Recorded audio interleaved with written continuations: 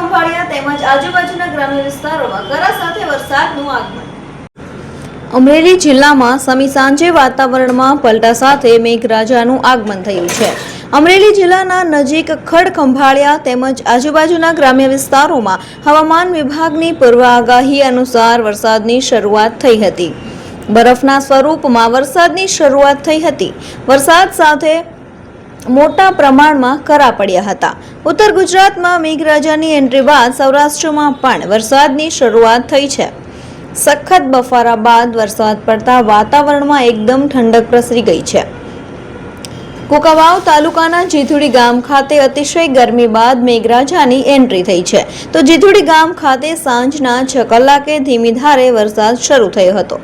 ખેડૂતોને વરસાદ થવાથી ગરમીમાંથી રાહત મળી છે અને ખેડૂતોમાં વરસાદ થવાથી ખુશીનો માહોલ છવાયો છે। તો અમરેલીના લાપાળિયા ગામે વરસાદી ઝાપટું પડ્યું હતું। વડિયાના અમરાપુર ગામે વરસાદી ઝાપટું પડ્યું હતું તો બાબરા પંથકના ઘોઘરાળા ગામે વરસાદ પડ્યો હતો। અમરેલી, બાબરા, વડિયા પંથકના 3-4 ગામોમાં વરસાદ પડ્યો હતો।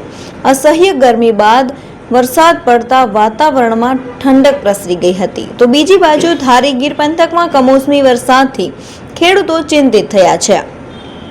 ધારી તાલુકાના ચલાલા નજીક આવેલા ગ્રામ્ય વિસ્તારોમાં કમોસમી વરસાદની એન્ટ્રી થતા ખેડૂતોમાં ચિંતાનો માહોલ જોવા મળી રહ્યો છે।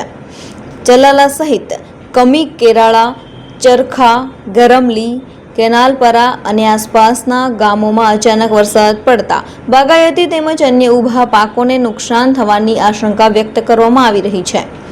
ખેડૂતોના જણાવ્યા મુજબ આ સમયે પડેલા કમોસમી વરસાદના કારણે શાકભાજી તથા અન્ય બાગાયતી પાકોને અસર થવાની શક્યતા છે। વરસાદ સાથે વાતાવરણમાં આવેલા બદલાવને કારણે ખેતીવાડી ક્ષેત્રે ચિંતા વધી છે। ચલાલા અને આસપાસના વિસ્તારોમાં વરસાદની ધમાકેદાર એન્ટ્રી થતા ખેડૂતોના પાકના સંરક્ષણ માટે જરૂરી પગલાં લેવા મજબૂર બન્યા છે। જો આગામી દિવસોમાં વધુ વરસાદ પડશે તો નુકસાનીનું પ્રમાણ વધવાની ભીતિ ખેડૂતો વ્યક્ત કરી રહ્યા છે।